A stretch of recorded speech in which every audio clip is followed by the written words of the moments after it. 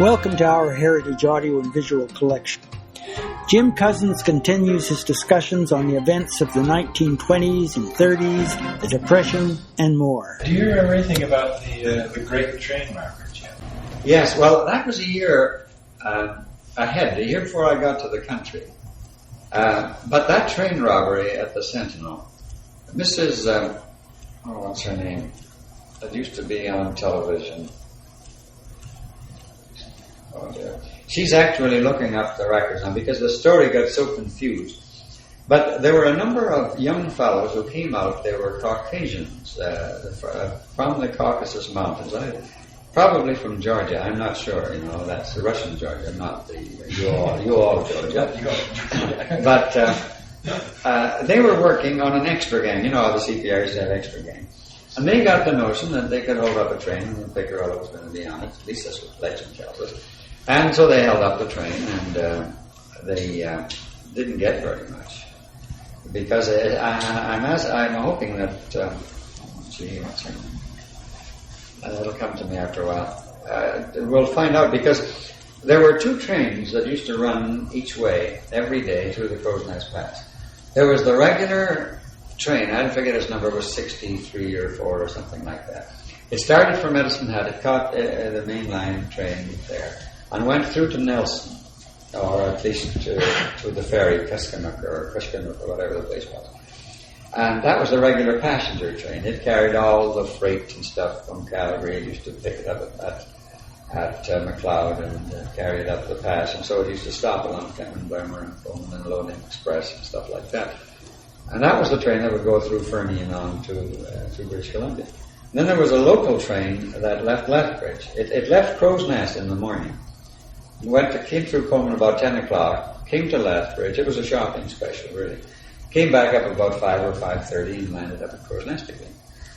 Well, it seems to me that was the one that was held up. Well, if that was the one, if it's the local train that was held up, who in the heck would be on that? Because nobody would be going from Coleman to Crowsnest.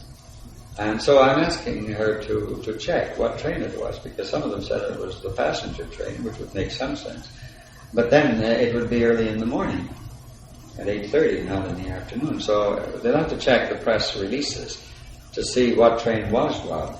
But these fellows didn't get much. And then there were two policemen, cornered two of them in the cafe. I was noticing it. There's a little store there now, a little wooden store right next to the hotel. That was the Chinese cafe, and they were in there, and these two policemen cornered these fellows, cut a gun on them, and one of them went away to get more help, and instead of disarming these fellows, this fellow stood there with a gun. Next thing you know, there was a shootout. The policeman was killed, one of the robbers was killed, and the other fellow got away, and they finally picked him up around Cow. And Olaf, that was Bassoff. Olaf went, it was found years later working in Butte. But they gave him a few months in jail. He was dying of silicosis anyway, or what they call miners' consumption, miners' TB.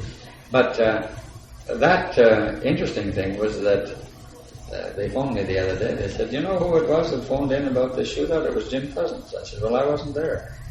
She said, "Well, who was it then?" I said, "Well, Jim Cousins was the owner of a store in Bellevue, Cousins and Johnson. And we used to get mixed up all the time. They spelled their name E-N-S, we spelled ours I-N-S. And at first everybody used to spell our name with an E. But as soon as I got better known, they began spelling his name with an I. We sort of displaced each other. But I remember one Christmas, I phoned him and said, "Jim, have you got any turkeys?" He says, "Hell no, I was supposed to get a whole shipment of them today from Grand and they didn't come." I said, "Well, I can let you have 20. I said, they came to Jim Cousins in Coleman and said, Jim Cousins. So the station agent just laughed and they got a taxi and shipped them all down to Bellevue. But this is the sort of thing that happened in the Crowsnest Pass. Well, I couldn't use 20 turkeys at that time. They just delivered them, that's all. They didn't charge me, they didn't give me any bill. But they'd have been looking, well, he was the one that's supposed to report it then. But, oh dear. I'm trying to remember. She's over at the junior college, at the community college. Her husband is an architect. This is what I say. I forget names now. And I know her well, too, because I had her both as a student and everything else, a graduate of this institution. But she's going to check on that, and I want to phone her to make sure that she gets the trains right, because not only in the last issue was Piccarella on the train, but he actually was smart enough to hide his wallet down behind the seat. Well, when I heard the story first in about 1921 or 22, they thought he was on the train and he wasn't. So this is the sort of thing. When I was doing the history of the past, I went in and looked at the police files on that case. There's a report of the Alberta Provincial Police. And the commissioner, or whatever the head of the police was called, said that the man who was shot, the policeman who was shot, had returned from overseas and had been shell-shocked and had become jittery. And so the fellows noticed that and they tried to draw on him, and of course he shot and then they shot and the two were killed. And they said that it was the fault lay with the policeman who was not stable enough because of his war action. Was there you just mentioned Alberta Provincial? Yes, there was an Alberta Provincial Police Force. The mounted police, there was only one in the whole Crowsnest Pass, and he was just for federal law. See, they had like contraband liquor or anything like that. And it's rather interesting the way they used to work together. If you, for instance, if you wanted to get somebody under the Alberta Liquor Act, well, the APP would put it. But if you'd been doing that several times and you really want to hook him, you'd get the Mounties to do it, and they'd put him under the Contraband Act. And then, of course, you'd get a couple of years in jail. So, depended on which act they put him under. Well, of course, one of the first things that Abraham did, the APP was not a very effective organization. There'd been a lot of graft during the Prohibition era. And so they abolished them, and the RCMP took over. So we've had them ever since, you see. But in 19... I don't know when they were formed, just after the World, or during World War I think they were formed. And they lasted until about 1930. Was that modeled on something like the Ontario? Or? It's not just like the OPP and the Quebec Police and so on. They had one in British Columbia too. And I remember the newspapers talking about, they were saying it was a terrible thing that this new government was going to abolish the provincial police and so on. And then I went down to BC and I talked to some of the people down there and he said, hell, you have to abolish this police force. He says, all they've got is inspectors. There aren't any sailors, they're all admirals. This is what had happened to the force, and so the mounted police were called in there too. And this became traditional then over the West. But the Ontario Provincial Police, they still carry on. But I haven't heard any scandals about them lately. As far as the APP were concerned, I know that they were involved in liquor trade, some of them. And at the same time, I know some of the men who were not involved in the liquor trade who were quite honest policemen. How they got along with the rest of them, I just don't know. Because when you can go to West Coleman, where there was the only road from British Columbia coming in, where there was a barrier to stop all cars coming through, and there were 2 policemen stationed there at all times to stop any liquor coming through. And then you, at the age of 13, go up there with your newspaper and deliver it and find that the policemen are so drunk they can't stand up. What do? What do you conclude? There's something wrong. And at 13, you can tell whether people are drunk or not. Do you remember in the 30s there was a march of unemployed people that was going to end up in Ottawa? It finally got stopped and retried. Yes. And I'm wondering if... It didn't have much effect here. Some people went from here. As far as the mining towns were concerned, we would get involved in anything like that. There were always a few rabid communists. You see, remember there was a communist era, there was a communist party, and there were communist school boards and so on. And a lot of the young fellows became officially communists. And so they would go down and join that. But there was no great gang from here that I know on the March from Ottawa. As a matter of fact, it impressed me so little that I only vaguely remember it. It wasn't something that we were doing, But those pictures of when you see them like crows on a train, like sparrows on a wire, that's true. I've seen that. He had a young friend of mine. He decided he was going to go away to look for work, and he got as far as McLeod on the freight. And apparently somebody had stolen some clothes off the line the day before, and so instead of traveling across Canada, he landed up in jail in McLeod and was sent back home again. But so the police at Banff had the right idea that whenever they needed anything to clean up around the barracks, they'd arrest a few fellows for riding illegally on the train, feed them a couple of days, get them to clean up the place, and then turn them loose again. They couldn't arrest and put them in jail. They wouldn't be jailed enough to home. Was the Communist Party outlawed at that time? I'm just trying to remember. I think it was officially outlawed. I'd have to check, because there was a Section 98, which the miners were always against. They were always talking about this. The one that you could arrest people on suspicion of being communists. The fact that it was illegal, and then it wasn't illegal, and then it was illegal again. It's pretty hard to keep track of the shenanigans of the different governments at different times. But it was always there, and there were always people running under it. They would call it the Provincial Labour Party or some other name like that. I was just trying to remember what they called themselves. Workers' Unity League? The Workers' Unity League was the main organ, but they had a name something like CCF, LPP, or Labour Progressive Party, I think. Labour Progressive, yes. Yeah. Labour Progressive Party, that was the one that they had, the LPP. And they ran candidates under that. And we had communists on the school board and so on. And Harvey Murphy, now it's rather interesting, he's still alive, Mine Mill and Swelter's secretary up in Trail. And I read in the paper the other day that he said that he never been a communist. And it makes me sick, because I heard him say it. I heard him say when the strike was broken in Coleman, he said, well, I guess I've got to go now, but when the revolution comes, I'll come back as commissar of coal mining. It was a bit of a joke, but... And he used to describe his visits to the Soviet Union and how everybody in the Soviet Union were so happy. They were smiling. In Germany, they were sniveling and scrounging and holding their hand out for tips. But the moment you crossed that, it was just like the sun cleared away the clouds, and everybody was happy because they had security. This is the interesting thing. That word security was coming back all the time. There was still quite a lot of enthusiasm, was it then, for the Russian experiment? Oh, heavens, yes. But the trouble was, a lot of these fellows were communists. They didn't have a clue what communism was. They didn't know what it would do or anything, but it was a good thing, It's like motherhood. It's good, boy. They got it in Russia, and the working man has a chance. I can remember one fellow, at first, teachers came under a cloud in Russia. They weren't treated very well, and they had the kids spying on them and so on. And their school system fell apart. So they decided that teachers would become party members, and they would look after the kids, and they improved their school system with a bump. And I remember one of my Ukrainian friends coming, he says, Cousin, in Russia, teachers, they're like what? I don't know. They can get ration coupon and everything. And I said, gee, that's good. I'm glad to know that. But priests, still not good. They don't work, they don't do nothing, they don't eat. So they got to work.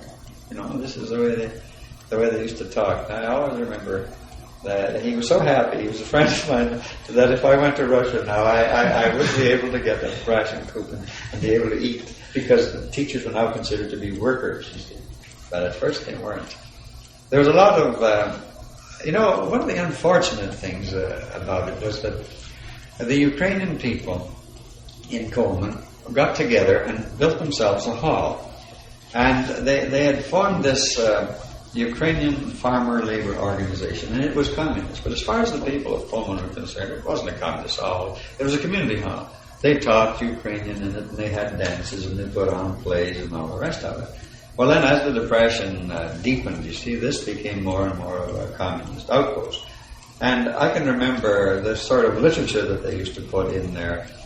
They'd have little stories for the children and stories for the pioneers.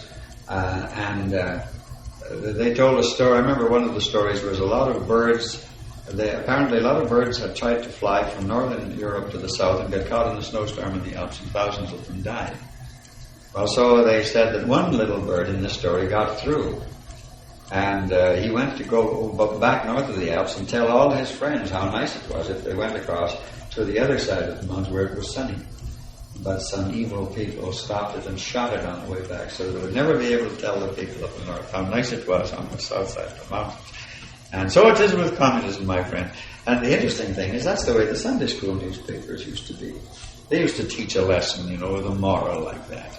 These little birds that got frozen. And the one little bird that got through was cruelly shot down by a man who didn't want them to know the truth about how happy the people were. Well, this sort of thing, it was a mixture, but it was unfortunate because a lot of these people were no more communist than their cow was. But they were tagged, and when the war started, all the Ukrainians in Coleman were out of work. They wouldn't take them back on because they were blacklisted as communists. A lot of the other English-speaking people had been a little more mealy-mouthed, but they didn't belong to any organization. So they signed a paper to say they'd never been communists, and they weren't communists now, and they went back to work. A few of the wild Scots and a couple of Welshmen that I know did get knocked off, but the Welsh and the Scots are noted for that anyway. Well, what happened to those who couldn't go back to work? No, they hung around trying to get work, and some of them went away and got jobs in other places, but when the war started, they suddenly decided they needed labor more than they needed politicians, and then the war was over. I mean, the Russians were in the war, and then the war against the communists was over, and for a while then we were all communists, we were all friends of the Russians and so on. This is actually pretty recent in terms of history.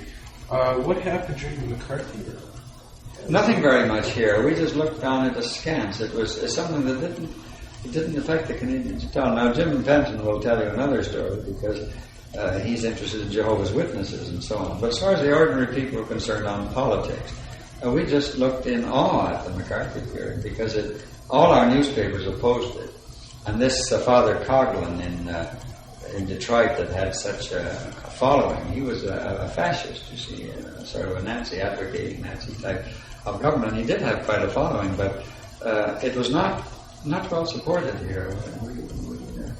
I was just curious in terms of the number of communist sort of thinking people in the Crowsnest area, whether McCarthy thinks. Yeah, well, they would denounce it maybe, but that's about all. Most people looked at him. I don't know. Pogo was the cartoon character. Remember you, Pogo? Well, they put McCarthy in as a sort of bobcat, and they painted him dark. It was so obvious that this man who terrorized the whole wilderness in there was McCarthy. It was so obvious that they made him withdraw that character from the strip. But the opposition was great in Canada to him, and so we didn't have anything resembling it here. But when it came to religion, Jim Fenton's book ought to be out pretty soon on the way the Jehovah's Witnesses and other people were treated. But no matter what he says about the way Jehovah's Witnesses were treated, they weren't treated in the same way as they were in Germany. They were annihilated. Remember, they were put in camps, and I think they were executed almost to a man. It was a terrible thing. I read about that. I didn't even know there were Jehovah's Witnesses. And see, in my day, they weren't called that. They were called the followers of some guy or another, and they used to have a slogan, "Millions now living will never die." Well, millions of those that were living are now dead, so they've stopped using that slogan now. But they were still around, and I suppose they were the ones that got caught in Germany. Was there a Klux Klan thing in Alberta? Interestingly enough, it was a sort of opposition. I can give you my experience with it. One Sunday night, I just got home from church. Church was about 8:30, I guess. Somebody came up to our house and said, "Can you play God Save the Queen and Onward Christian Soldiers?" I said, "Yeah, I guess I could." "Well, we're having a meeting, and we want somebody to play." And I said, "Okay." So I went down there, and they opened the program patriotically. They played God Save the Queen. They sang it as I played it. And then I had to play Onward Christian Soldiers, and they all sang that. They had the words. And then this fellow got up. I don't know his name or anything else about it. And see, communism was so strong that the opposition to it was rather weak. So they brought this fellow in to talk about what they were going to do to the communists and all the rest of it. And this was the time when Harvey Murphy was in the past working with his communist union. So this fellow made a big speech, and it was so... I'd heard that sort of stuff before. It was sort of gutter stuff about these dirty Catholics and dirty communists and all the rest of it. So I just went home. Whether they had O Canada at the end or not, I don't know. I wasn't there anyway. But A few days later, some of the young guys that had been at that meeting lit a fiery cross across the hill on the other side, but that was the end of it as far as the Ku Klux Klan was concerned. There was no more action. Where was this chap from? Was he? I came from the east somewhere, from Ontario. He was a sour-faced sort of fellow, the type of person that I always associate with a devotee of any kind of movement. He seemed to be that type of person anyway. And with a sneer, the snarl about, just like, I never forget some of those boys that are supposed to be communists at the meeting. They had a meeting and the police had broken it up. And one fellow, poor guy, he could scarcely read. He was just an ordinary Englishman from Lancashire, and he got up and he was saying, we should be free to have meetings without those men with a yellow stripe down the side of their pants, which is yellow like the stripe down their backs, and we should, there he was talking with a yellow stripe down. He always drew his hand down, showing the yellow stripe on the side of their pants. It just made me laugh because that was all he could say. Because, remember, there were several incidents there. There was a policeman killed in Estevan, Saskatchewan, and there was another settler. They didn't count the policeman, but they counted the other fellow that was killed as a martyr, you see. The policeman, just a sort of a sideshow, it didn't count. But there had been a lot of goon activity in the mines in Saskatchewan. See, until the Estevan escapade there, they didn't even have a Mines Act in Saskatchewan, so that there were no regulations for mining. And Estevan, Saskatchewan was the place where they were doing that strip mining. And a fellow that used to be the MLA for the Crowsnest Pass, a fellow named Christophers, was telling me that he went in there to try to organize a union, and the company goons got a hold of him and they bumped him on the head and dumped him into a car, and he woke up in Havre, Montana. They just tooted him out of the country. But this is what the sort of thing there was, and this is why unions became so obstreperous and why they're so violent, because they were met with violence in their organization. So that in 1911, when they had their big strike, well, there were a few bombs around people's houses blowing up things. They were playing for keeps then. But the fun that I remember is that the strikes of the 1920s, up until the Depression, well, they seemed to go on strike. Their contract used to end about April the 30th every year. And then they'd go buzzing off onto the farms and they'd get the crops in. And if they didn't settle in the fall, they'd go out and get the crops in the harvest. Then they'd settle and go back and work all winter. And then work all the next year. And then maybe the next year they'd have another strike. And they'd take the summer off. This was about the way they used to work. They used to build their houses. They'd jack them up and put concrete under them and stuff like that during the strikes. And it was the strike of 1922 that started me back at school. Strike settled in Labor Day for some reason or other. So they went back the day after Labor Day, and school opened the day after Labor Day. So I went back to school instead of into the mine. But that, it was a sort of one of the professors, when I wrote this up, said, I'd never thought of the social aspect of strikes before, but it was quite a handy period. But then, come 1929, and the communist unions, the Workers' Unity League and all the rest of it, you get some bitterness then. And you get people stoning people, knocking over policemen, turning over trucks, and violence of that type in the 30s, which was not present at all in the 20s. The 20s was sort of a friendly holiday type of strike. But they were serious enough, as far as principles were concerned, but as far as the men were concerned, they figured, well, I guess we got to strike, so we got to strike. And they'd go out fishing and they'd go out working on the prairie. My father worked out here at Chin a couple of years in the spring. In the fall, he couldn't drive a tractor, so we had to pitch bundles, stuff like that. But this was the interesting thing about those strikes. But in the 30s, the strikes were they used to drag everybody in. They used to have all sorts of parades and with banners and all the rest of it. The scabs are having a jolly good time. Wait a minute. The police are having a jolly good time taking the scabs up to the mine. That's Mademoiselle from Armentières, of course, you recognize. They had a lot of dirtier words than that, but I conveniently forget all those. But there was a lot of violence. And one of the things that amused me was the way Harvey Murphy could get together the starving wives of the hard-pressed miners. He used to round them up and load them into a truck, and so that the screaming housewives who were defending their husbands in Bellevue were the same screaming housewives who turned over trucks in Corbin, British Columbia. Two of them I knew were my neighbors in Coleman. One of them was a big, tough woman, and she could... As a matter of fact, one policeman that I knew later, that I knew at that time, who lived here later as an insurance agent, he remembers her. If you were to go to Bellevue, notice it's a big coulee down on the side of the hill there. She knocked him down there. He said he didn't join the police force to be executed, knocked over a cliff, but he was pretty badly shaken up. But she was a great big fat woman. But she was. I always. If you've ever had me in history, you'll always hear me make fun of the starving wives and children. Workers are great for dragging them out. Whenever they need sympathy, public sympathy, they bring out their starving wives and children. They're also good to put on a picket line too, because there's people going there back into the... That's right. Oh yeah. The people in India learned to put women on their lines. You know, they used to lie down on the road and block the road, and then the police used to ride over them with horses.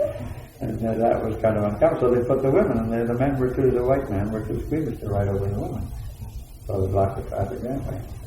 But you notice that when the automobile workers were on strike in Oshawa, there'd be appeals in the paper, you know, for justice and so on, and the starving wives and children would come out of it. Starving husbands, they never starved, I guess. They drank beer and they got fat. But the starving wives and children, I used to get a little tired of that kind of stuff. This was the way they worked it. Well, have we run out of material? I haven't, but... what more do you have to have? Yeah, you'd have to jog me. Yeah, that's in order to get me going. Can you talk a little more about social life in the past in terms of the role of the mining community and the role of the unions and that kind of thing, the way they observe holidays and the kinds of festivities they have? Yes, it is interesting that the unions became active in politics very early. This is one of the aspects. They found that the towns were being dominated by the merchants, the way most of our prairie towns are. And the merchants then, of course, were interested mostly in keeping their taxes and their buildings down. So the union started out by electing members, nominating members of the union to run for council. And so that when the communist group came in, it was just a matter, the union changed, and so the personnel became communist rather than new people, because the miners had always been on. Ever since, the first name I was able to find on the school board list of non-English origin was a Slavic name in 1913. So as early as that, that was within, say, about 10 years of most of the towns. They were already taking part. They were handy because they were bilingual or trilingual, and they could translate things. So the miners were concerned, and they organized things like sporting events. It was the miners who built, they formed a company to build the skating rinks that you see in the past. And each miner was expected to buy a bond for $25. Well, if there's any profit, of course, he would get interest on it, but of course there's never any profit. Like the Coleman Crystal Arena Company and a whole lot of it like that. So that it was the miners' support, and they, even quite recently, I still think they have their sports association in Coleman and Blairmore, where the miners pay $25 a week, 25 cents a week rather, and that goes into supporting the skating rink and so on. And then they also had their sports days, which would be put on. The unions sometimes would put it on, sometimes the local people. But the one in Coleman that interested me most was the one that took place about 1922 or 23. The Crowsnest Pass was both a logging and a coal mining place. Well, coal mining is something where you can't have anything spectacular outside, but they used to have first aid and mine rescue operations. They would set up makeshift mines, and they would have competitions, men going in and following the proper procedures, putting on their gas masks and testing them in these sheds to see that they were good.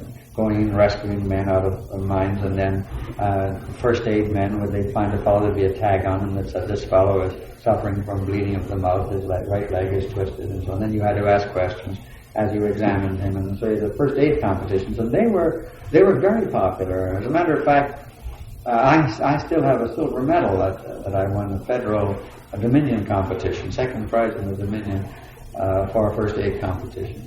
And we were 3 high school boys and 1 school teacher, what it amounted to, and the man was surprised. But we were supposed to find a man at a construction site, something had fallen on him, and he had a compound fracture of the leg and so on. Well, there was a lot of that.